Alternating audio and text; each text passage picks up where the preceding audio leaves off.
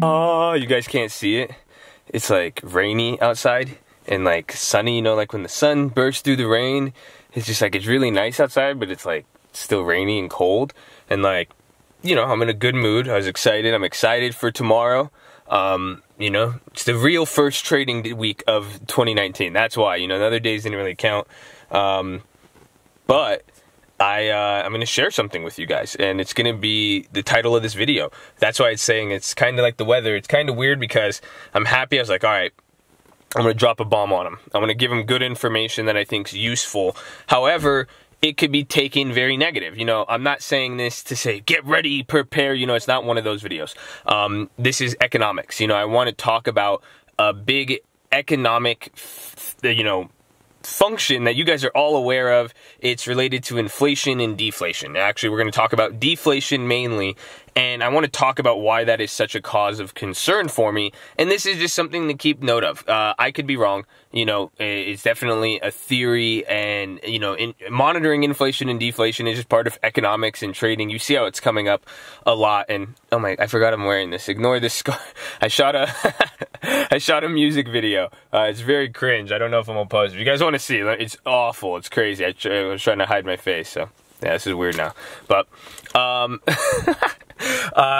it's gonna be you know, the economics around this. I want to just share, you know, what inflation and deflation means to a degree, but mainly deflation. And it's related to the China video I posted on the weekend, because that's why I think it's great. It could be applied in a short-term context, but ultimately a long-term context, and it relates to some of the stuff. And, you know, inflation and deflation and monetary supply, the monetary system, central banks, all that, you know, it's so funny because a lot of those words get paired with like conspiracy theories, and they're not. Those are like straight up just, that's government, like the actual function of governments. And, you know, and when you understand how the tools they've used, and people have tried things over the past, and the best part is, this is why I even say with trading, like, you guys got to realize nobody knows shit.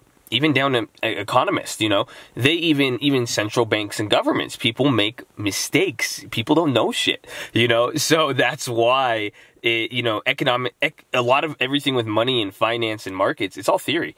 At the end of the day, it's just theory. That's all it is. And you either notice it usually later or in the process, but then theories change, and it's crazy because stuff we would believe now will change 20 years from now. You know, how they describe what happened today and the last few weeks in the market is going to have a totally different understanding a few years from now. You know, that's why I said, even when I go back and look at the 2015 flash, I was in the middle of that. I made a bunch of money, even oil in 2014, 2016, the first drop. Go look at the channel. It's the stuff there. That's why I'm so excited with this channel too, because you know, we'll be able to go back through this over the years. That's why I said this is for me to document.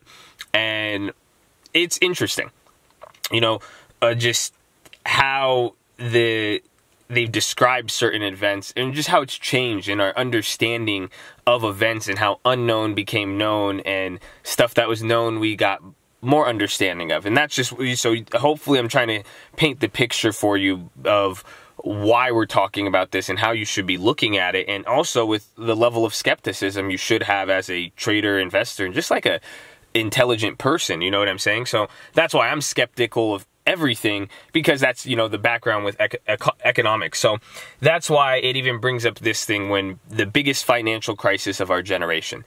If a lot of people on YouTube, a lot of videos, and, you know, it's people like, buy gold, buy this, and I like all that stuff. That's what I'm saying. I have water for days stored. I got gold. I'm one of those weirdos, but I explain, you know, we're not going to get into that. I'm explaining that in a different scale. But the thing people are worried about is the dollar, you know, inflation. That's it.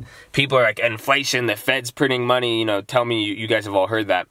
Dude, I need to get going. I did it again. I got in the car and I didn't even leave. You guys are, man, you're killing me, YouTube. I need to warm up a little bit. It's cold. You're not supposed to let new cars warm up, apparently. Okay, this is...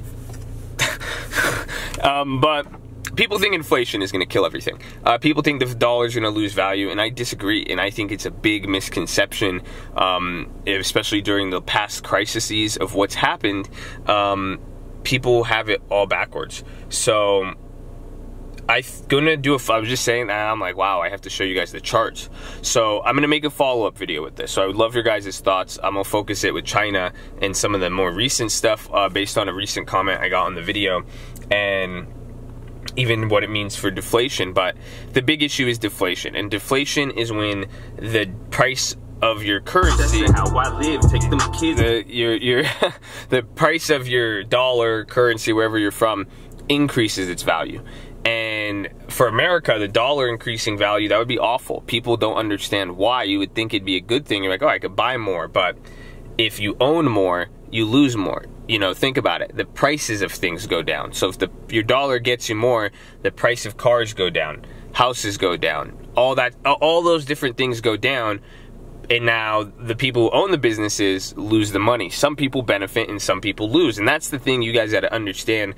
Well, this is why theory and there's economic cycles, and that's why it always, you know, goes up and down, because there's winners and losers. It's just like politics. So that's how the cycle, that's why it oscillates, because when someone's losing, someone's winning, and vice versa. It's, you know, it's kind of a zero-sum game, I would say. But you know, overall, it isn't, because there's growth. I guess that's the best way to put it. You know, people are opportunistic, so that's why it's awesome. You know, that's why business, capital markets, everything is great. But if prices go up, that's inflation. Prices go down, that's deflation. And if the price of your dollar goes up, that should be worrisome. And that's something I think a lot of people don't understand. And now, why I'm sharing it with you guys, because I even saw another comment on the video, and they're like, don't talk about, they responded to somebody saying, you shouldn't, you know, talk about, be happy when the market's dropping. People are going to have to work extra for retirement and this and that. And yeah, it's sad. Honestly, it's not like, you know, I'm excited when this stuff, I'm saying I'm excited for my opportunity, and I'm excited to share it with everybody. I think I'm going to be able to help a lot of people through this. I'm not, you know, so understand that. But even in the scope of winners and losers, it's politics, in how financial markets and the financial industry is neither right side nor left side. Money is very green. It's neutral. And it doesn't matter, because usually there's sometimes where the big banks could benefit off of certain policy, or left or right or this or that. But at the end of the day, the banks, and with liquidity, and also maybe not liquidity, just with technology and the many ways to do it, you in contracts, and that's the future markets, you could switch up your position and hedge it and change things so fast, and they could reverse a position and liquidate. And it's not like the 80s and 90s and the early 2000s where, you know, fund managers, the turnover time between stocks was like years. Now it's like 60 days, 90 days less, you know. So the financial markets could hedge and could profit on either way. So understand with these videos, and even with us, that's how it is. You know, we could profit either. It doesn't matter what happens. Who gives a shit if it collapses, if there's deflation, inflation. That's not why I'm telling you this. I'm telling you guys this so you could recognize the opportunity to make money. We are in the line of business. Okay, yeah, you know, I have a degree in political science. I don't care about politics. I love politics, but I don't care. Believe whatever you want, support whatever you want, do this. I'm here to make money. You know, that's it. You call it evil capitalistic pig. You know, we got nonprofits. We'll give back to the community, and, you know, hopefully empower people, and hopefully you do the same thing. You know, that's all it is to it. But it's the information. I think it's very powerful for a lot of both investors and entrepreneurs to understand the price of the dollar. And I'm going to make another video talking about the timing now with recessions and any sort of stuff like this, because this all take time for these effects to come into play. And that's, I think, another part that a lot of people miss. But essentially now, the next biggest issue that relates to China and credit markets that everybody misses when it comes to deflation and a strong dollar is that debt. And I've talked about this in the past before somewhat, but essentially, if you have debt in dollars now, if, like, let's say you have Chinese, you know, you are Mexico and you borrowed from a US bank, and that happens a lot. And again, energy companies a lot, and that's where I think that those are our key. You know, we're looking anything emerging market and China growth, and then energy. I think that's, and then it's not like people are saying, okay, well, that stuff's bad. And then again, same thing with deflation. It's not only if the markets are bad that causes the collapse, or that causes shit to go bad, it's the debt. It's the leverage. It's when people do not pay back money. It's the old adage, I give you, you know, I owe you $100, I have a problem. I owe you $1 million, you have a problem. You know, you have more to lose than I do. I have the money already. So money's been loaned out in this. So if they're not getting interest payments to meet obligations, then that's what leads to defaults, and then investor confidence collapse. It's just a, you know, domino effect, chain reaction. But damn, where the fuck did this sun come from? The sun made me go blind and forget I was talking about debt. But yeah, the debt goes wrong, and that leads to the issues of, you know, collapses and financial crises and stuff like that, where people can't pay things back and people are scared to invest, and asset prices don't go up. So when asset prices start to go down, like right now, you're witnessing it, you know, the stock. And that's what I was thinking about, because when I saw this guy comment, this is what somebody commented on the video, and it blew my mind, because this is what I used to say in 15, and I haven't thought about it till now. So I was like, shit. It's a balancing act. Whereas, like, you know, look at the price of the stock market now. We've pulled money out of the monetary system. You know, they're quantitative tightening. There's literally less money out in circulation. Now the rates have been high enough where it's been high enough, you know, they've been raising and tightening for at least 12 months. Now that's long enough time to start to see that anchor slow the money down. There's less money. Dollar goes up. That's the next risk. Prices come down. Look at the stock market. But now with the other currencies, you know, with other currencies weakening, this is the currency war. You know, that's what I'm saying. This is essentially the biggest risk, in a way you could say it is a currency war, deflation, but that's what's happening now. And I think it's happening a lot more subtly, and they're calling it a trade war instead of a currency war, because a currency war is actually more damaging to the markets, I think, because go read throughout history. In 1960, the International Monetary Fund said floating currencies are the biggest risk to financial markets in the world, and if left unaccounted for, they could destroy everything. That is, go look it up. Don't quote me exactly, something along there, I'll get it for you. You know, you guys know how I am with it. I'm on the general fucking idea, but I'll get you guys that actual quote. But a lot of, you know, go, you know, use that line right there and search the danger of floated markets and what that means, because again, it's leading to currency. So this is where, you know, the comment was saying that they're using this as a balancing act. Dude, that sky looks beautiful, man. Whoa, dude, y'all see this? Looks like a fucking Microsoft commercial. That's a cloud right there. Like, I don't know if you see it as good, man. It's literally a cloud. Like, I could touch the sky. Da, da, da, da, da, da. Damn, that's dope. Da, da, da, da, da, da, da. You guys, you gotta have fun, man. Enjoy economics, enjoy life. But I totally forgot what I was saying again, so let me think about it and I'll turn it back on. Yes, the guy's YouTube comment. And he was saying that the trade war is just a distraction, and I laughed at that. But, you know, I still took the fact from it that to get people to, you know, for China, it allows China to devalue more and more and have a reason for all of the effects and slowdown we're seeing. It's giving China pretty much an opportunity to devalue. You know, I think it could be negative China relations is what we're seeing, and I think that's how it could be spinning. But it's also, I think, in 2015, we did help out China, where, you know, the Fed and Yellen, they, you know, people didn't want China to collapse, and now it's kind of different.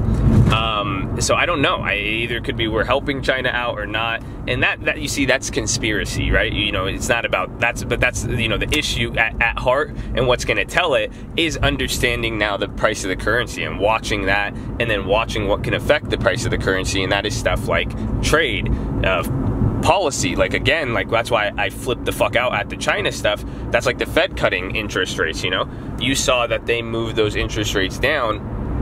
That means something, and that's going to change the value of their currency and everything. You know, think about it. What happened if you guys say that when we cut rates that you know, the dollar's going to go down, there's money going to be everywhere? Wouldn't the same thing happen in China? So their currency is going to devalue, and if their currency devalued in 2015 and people started saying, oh my god, they're devaluing because China's crashing, and then China crashed, and then people said it's so bad, and now we're freaking out last week about Apple. Do you guys see what I'm saying? That's why people, you know, that's why I said in the video, if I'm not right about this week, I'm gonna be right in the next couple weeks, you know, and I don't care. That's why I'm making sure you guys be smart, scale and do this, but you have a fucking target. It's easy money. It's not easy. That's why it's that easy yes and no.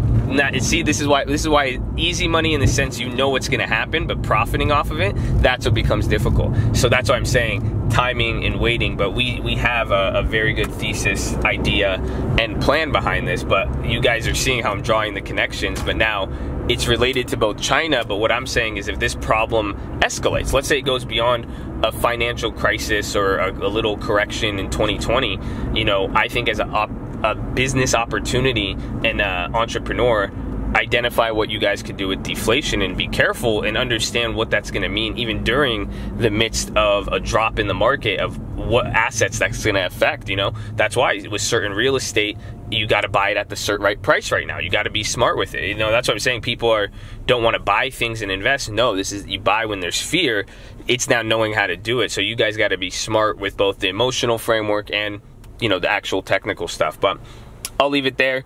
Keep it nice, kind of short, longish, sweetish, whatever you want to call it. I need to get my food here, but give me comments. I want to know what you guys think. Are you guys scared of more of deflation or inflation?